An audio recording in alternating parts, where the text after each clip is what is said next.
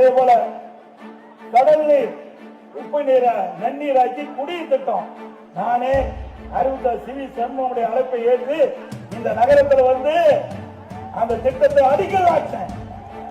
கிட்டத்தட்ட 1503 கோடியில பிரம்மாண்டமான கடல் நீரை குடிநீராக்க திட்டம். இந்த பகுதி மக்களுக்கு நிலையான குடிநீர் கிடைக்க என்பதற்காக திட்டத்தை கொண்டு வந்தோம். அதையும் ரத்து செய்த அரசாங்கம் திமுக அரசாங்கம். அது மன்னிக்கலாமா? மன்னிக்கலாமா? மக்களுக்கு துரோகம் அளித்த அரசுக்கு 2026 தகுந்த பாட புகட்டீர்களா?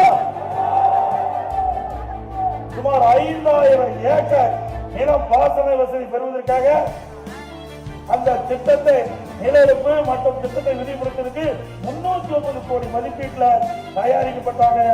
அந்த திட்டத்தையும் கிடப்பில் போட்ட அரசாங்கம் இது ஸ்டாலின் மாடல் அரசாங்கம். விவசாயிக்கு துரோகம் அளிக்கின்ற இந்த ஆட்சி வேண்டுமா?